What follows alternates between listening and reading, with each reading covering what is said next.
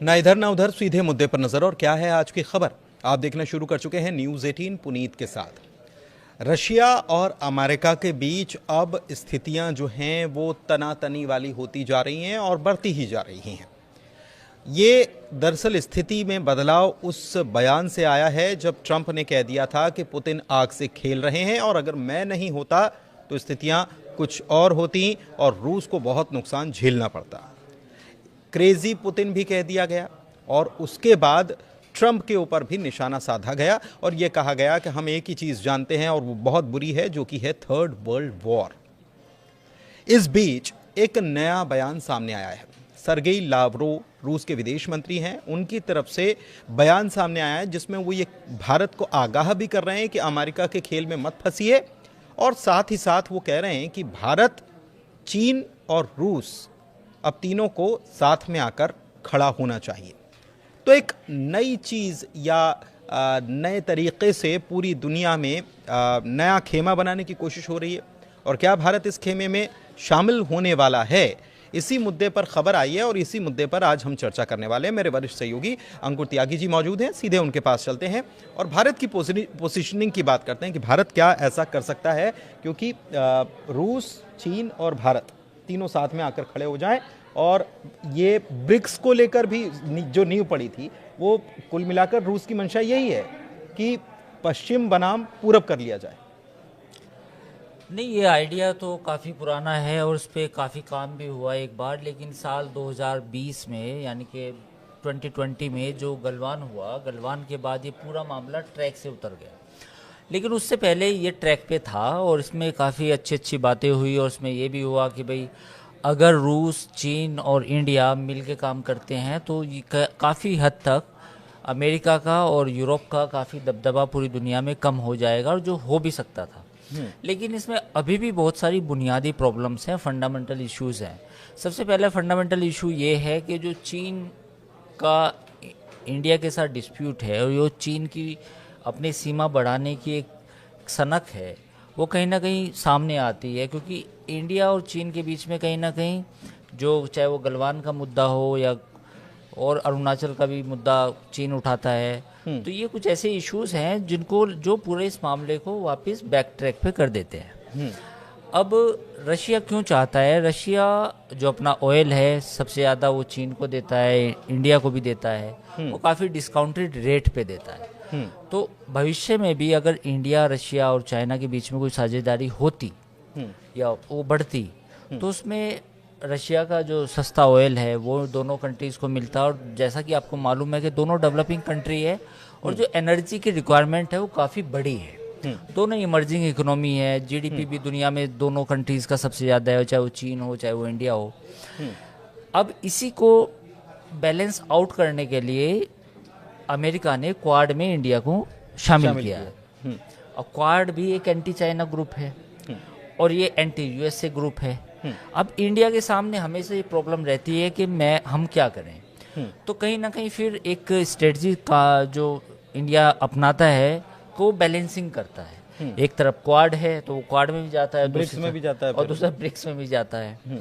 Donald Trump की अगर बात करें, जो अमेरिका के प्रेसिडेंट हैं, वो ब्रिक्स को बिल्कुल पसंद नहीं करते। उन्होंने जैसे वो दोबारा सत्ता में आए तो उन्होंने कहा कि ब्रिक इज डेड, है ना, कि ब्रिक खत्म हो गया है। वो डी डॉलराइजेशन की चिंता उनको सता रही थी, सब वो भी है। लेकिन ऐसा भी नहीं है। देखिए, इसमें ये बेसिकली एक ऐसा संगठन है, ब्रिक हो या क्वाड हो, विरोधाभासों से भरे हुए हैं, वो खासतौर पर इंडिया को लेके। इंडिया ट्रेड बहुत करता है चाइना के साथ, लेकिन ट्रस्ट नहीं है, म्यूचुअल ट्रस्ट नहीं है। रशिया के साथ सबसे ज़्यादा हथियार खरीदे जाते हैं, लेकिन लेकिन जब टेक कंपनियों के निवेश की बात आती है तो फिर वो अमेरिका पे हमारी डिपेंडेंसी आ जाती है, और फिर अमेरिका में हमारे सॉफ्टवेयर जो एक्सपोर्ट है वो सबसे ज़्यादा है, तो वो फिर सामने आता है। तो ये बेसिकली बैलेंसिंग एक्ट है, कभी ऊपर जाएगा, कभी क्वाड ऊपर जाएगा, कभी ब्रिक ऊपर जाएगा, कभी हम रशिया के करीब जाएंगे, कभी दूर जाएंगे। तो मुझे लगता है कि ये चलता रहेगा। लेकिन सबसे महत्वपूर्ण चीज़ जो जिसके ऊपर मैं पॉइंट आउट करना चाहूँगा पुनीत, वो ये है कि जनवरी 20 यानी कि 20 जनवरी जब डोनाल्ड ट्रंप ने अमेरिका के एज ए प्रेसिडेंट ओथ ली, उसके बाद अमेरिका से इंडिया को वो सपोर्ट नहीं मिला है किसी भी मोर्चे पर जो एक एक्सपेक्टेड था। डोनाल्ड ट्रंप बहुत अच्छी अच्छी बातें कहते हैं, वो कहते हैं कि prime minister Narendra Modi is my friend, but जब वो काम करने की बात आती है तो उस तरीके से इंडिया को एज ए चाइना +1 देखना कि चाइना को काउंटर इंडिया करेगा, उस तरह की रियायत इंडिया को नहीं मिली है। एक चीज़ है कि रियायत इंडिया को नहीं मिली है। भारत का हम ये कहते हैं कि पूरी दुनिया में भारत का दबदबा बढ़ा है पहले के मुकाबले, लेकिन क्या इस पोजीशन में है? चाइना +1 जब कहा जाता है या Russia plus China plus India, तो वो उसमें उसकी भारत की अगर पंक्ति की बात करें तो वो तीसरी पंक्ति में आ रहा है ना। नहीं, वो तो ठीक है, आप उसे जीडीपी पे देखें तो ठीक है, लेकिन इंडिया को अभी किस चीज़ की ज़रूरत है मैं आपको बताना चाहूँगा। चाइना +1 का मेरा मतलब यहाँ पे ये है कि जो मैन्युफैक्चरिंग इंसेंटिव हैं जो अमेरिका से हमें मिलने चाहिए थे, वो उतनी रफ्तार नहीं है। उस इंसेंटिव का मेरा मतलब ये है कि जो सेमीकंडक्टर आपने देखा होगा सरकार बहुत प्रोत्साहित कर रही है, उसमें सरकार इंडियन गवर्नमेंट की पॉलिसी ज़्यादा जिम्मेदार है, बजाय इसके कि अमेरिका ने छूट दी हो अमेरिकन कंपनीज को कि आप जा सकते हो, आप इंडिया में प्लांट लगाओ चाइना की बजाय। वो चाइना से आउट हुई, वो चाहे वियतनाम लगा लें, फिलीपींस लगा लें, या फिर इंडिया लगा लें या थाईलैंड लगा लें, उससे अमेरिका को ज़्यादा फर्क नहीं पड़ रहा। मेरा पॉइंट क्या है? मेरा पॉइंट ये है कि डिफेंस की जो कंपनी है उनको, वो अमेरिकन जो कंपनियां हैं वो मेक इन इंडिया में शामिल होने से उस तरह की छूट नहीं है। सेमीकंडक्टर की जो कंपनियां हैं उनको भी बहुत ज़्यादा निवेश करने की छूट नहीं है। एप्पल को लेके डोनाल्ड ट्रंप ने जो कहा वो भी आपने देखा। फिर आते हैं सबसे बड़ी एक इंडस्ट्री है केमिकल की। चाइना दुनिया में सबसे ज़्यादा केमिकल प्रोड्यूस करता है पूरी दुनिया में, चाहे वो केमिकल दवाओं में यूज दवाओं का हो या चाहे कोई वो किसी भी प्रकार का हो। तो उसके लिए भी अमेरिकन कंपनियां उस तरह से इंडिया को नहीं देख रही, क्योंकि इंसेंटिव अमेरिकन गवर्नमेंट की तरफ से नहीं मिल रही। ये जब अमेरिका, तो जब ये सारी चीज़ें आती हैं तो फिर भारत को लगता है कि क्यों ना मैं ब्रिक में बातचीत करता रहूं, वहाँ से मैं अपना क्यों एक तरह से संबंध खराब करूं। तो फिर ये वही है कि ये बैलेंसिंग रहता है, विरोधाभास भी है इसमें, सब कुछ है। नहीं, लेकिन भारत हमेशा से गुट निरपेक्षता वाली स्थिति में हमेशा से रहा है कि हम किसी गुट में नहीं हैं, और ये गुटबाजी की बात हो रही है। और इस अभी की जो मौजूदा परिस्थिति है वर्ल्ड ऑर्डर में, इसमें गुट निरपेक्षता वाली धारणा या उसके ऊपर जो काम भारत करता आया है, क्या उसकी पोजीशनिंग अभी सही है, और क्या ये भारत इसको बरकरार रख सकता है क्या? क्योंकि चाइना और रशिया के बीच में तो बहुत अच्छे संबंध हुए हैं बहुत बीते दिनों में। देखिए, पिछले कुछ दिनों से जो पॉलिसी आई है इंडिया की, अडॉप्ट की है, वो ये है कि India will see on interest. वो चाहे हम किसी से बात करें, किसी के साथ टेबल पे बैठें, हमें अपने हित देखने हैं, चाहे रूस के साथ बैठें, चाहे अमेरिका के साथ बैठें, चाहे चीन के साथ भी बैठें। तो जो आप गुट निरपेक्षता की बात कर रहे हैं, नॉन अलाइनमेंट मूवमेंट तो खत्म हो गया था काफ़ी सालों का। तो अब ऐसा कहना कि गुट निरपेक्ष होके आप कुछ इस दुनिया में कर पाएंगे, वो नहीं है। वो उसकी वजह ये भी एक ग्लोबलाइजेशन है, एक दूसरे पे डिपेंडेंसी है किसी ना किसी इंडस्ट्री की। आप लड़ाई भी लड़ेंगे लेकिन ट्रेड भी आपको करनी पड़ेगी, ऐसा भी है। तो वो तो स्थिति नहीं है।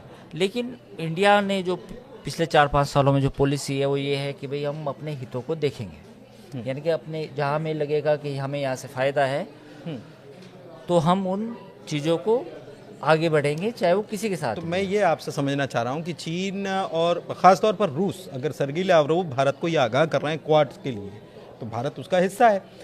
वो आगाह भी कर रहे हैं कि आप अमेरिका के जाल में मत फंसो, और दूसरी तरफ वो कह रहे हैं कि हमारी तरफ आ जाओ। तो हमारी तरफ आ जाओ, और भारत अगर अपने हित को देखते हुए अगर कोई ऐसा कदम, सीधा कदम नहीं उठाता, तो क्या ये भारत के लिए थ्रेटनिंग है? क्योंकि रशिया भी बहुत पास में है, आपका दोस्त तो है ही, लेकिन चाइना और रशिया अगर मिलकर करते हैं तो ये भारत के लिए क्या नुकसानदेह हो सकता है क्या? इसका फैसला जो रूस के विदेश मंत्री ने बात कही, उनका मामला ये था कि उन्होंने ये कहा था कि वो उलझाना चाहते हैं इंडिया को बेसिकली, मैं वही पूछ रहा है ना। वो इंडिया को उलझाना चाहते हैं ताकि वो ऐसे इमर्ज ना हो पाए। उनके अपने तर्क हैं, लेकिन मुझे लगता है कि अगले 6 महीने क्रूशियल है। इन पिछले 4-5 महीनों में अमेरिका की तरफ से कोई इंडिया को कोई ऐसा इंसेंटिव नहीं मिला। पूरी दुनिया में जो ट्रेड वॉर ये डोनाल्ड ट्रंप ने छेड़ी, उसका भुक्तभोगी हम भी है। तो मुझे लगता है कि अगले 6 महीने डिसाइड करेंगे कि इंडिया और फोर्सफुली ब्रिक में जाएगा, क्वाड से पीछे कदम हटाएगा। क्योंकि अगर अगले 6 महीने ट्रंप की नीतियां ऐसी रही, अमेरिका फर्स्ट और मैं अपना ही देखूंगा, मुझे दूसरे से कोई मतलब नहीं है, तो फिर हो सकता है कि हम भी देखें कि भाई हमें क्वाड से ज़्यादा बेहतर ऑप्शन तो ब्रिक है, हम उसमें काम करेंगे। तो मुझे लगता है कि अगले 6 महीने काफ़ी महत्वपूर्ण है, क्योंकि क्वाड को जो बाइडन की जब सरकार थी उन्होंने इसे ज़्यादा प्रमोट किया था, उन्होंने ज़्यादा उसे बढ़ाया, अभी उसकी मीटिंग्स भी ज़्यादा हुई और फिर सारी चीज़ें थी उसमें। लेकिन डोनाल्ड ट्रंप का जो चाइना को काउंटर करने का एक स्ट्रेटजी है वो भी कि दिखाई नहीं दे रही। केवल ट्रेड वॉर की दिखाई दी कि ट्रेड वॉर हम करेंगे, लेकिन वो भी केवल अमेरिका तक सीमित है। चाइना का एक विकल्प तैयार करना वो इंडिया हो सकता है, उसके बारे में उनका कोई प्लान अभी नज़र नहीं आया। तो जो मैं बात कह रहा हूँ कि अगले 6 महीने, नेक्स्ट 6 मंथ जो है वो काफ़ी इंपॉर्टेंट है, उसमें देखना होगा कि वो कैसे हम रिएक्ट करते हैं। एक चीज़ और है कि नए वर्ल्ड ऑर्डर की बात पहले भी हम वीडियो में करते रहे हैं और विस्तार से इस पर एक चर्चा ज़रूर करेंगे, लेकिन फ़िलहाल में जो रशिया की तरफ से ये चीज़ें आई हैं, और आपने पहले बताया भी, इस बात का जिक्र भी किया है कि नए वर्ल्ड ऑर्डर की अगर बात होगी तो ज़्यादा ताकतवर चीन है रशिया के मुकाबले। तो एक नए वर्ल्ड ऑर्डर को तैयार करने की रशिया की ये कोशिश तो नहीं है?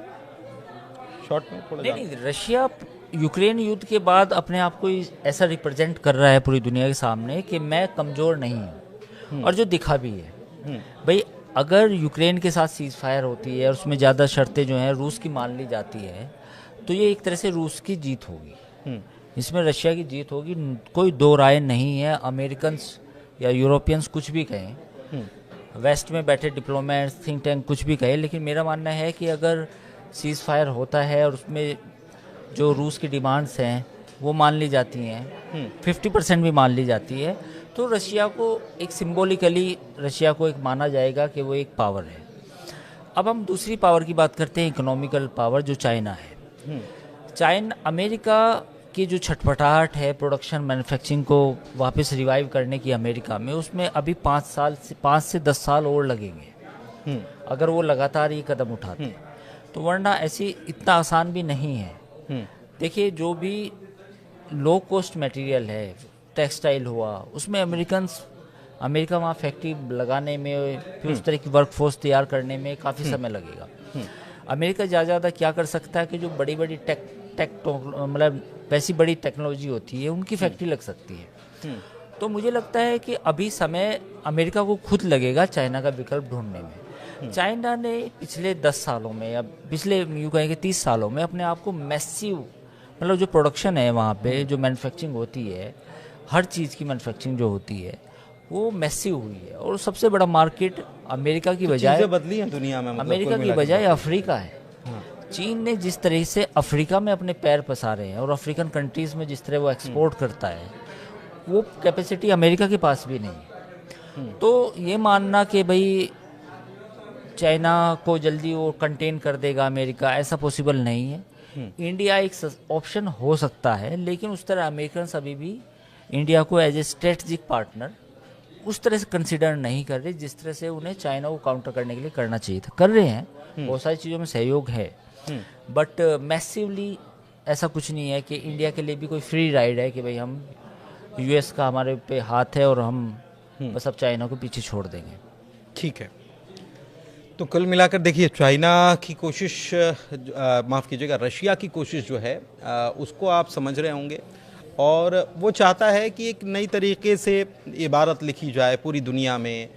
और रशिया अपने आप में मजबूत मुल्क है आर्थिक रूप से, अगर चाइना को भी देखा जाए तो हम बताया ही, हमने चर्चा में पता भी चला कि चाइना की ताकत कितनी है और अमेरिका की स्थिति अभी क्या है, और ऐसे में भारत क्या करेगा। रशिया ने पासा तो फेंका है, लेकिन अगले 6 महीने बड़े क्रूशियल हैं ग्लोबल वर्ल्ड ऑर्डर में, और उसमें बड़ी उथल पुथल, क्वाड वर्सेस ब्रिक्स जो करने की कोशिश रशिया कर रहा है, क्या वो होगा या भारत का मूव क्या होगा, इस पर नज़र बनी हुई है। फिलहाल चर्चा में इतना ही। कैसी लगी चर्चा ज़रूर बताइएगा और हमारे चैनल को लाइक कीजिए, सब्सक्राइब कीजिए। धन्यवाद।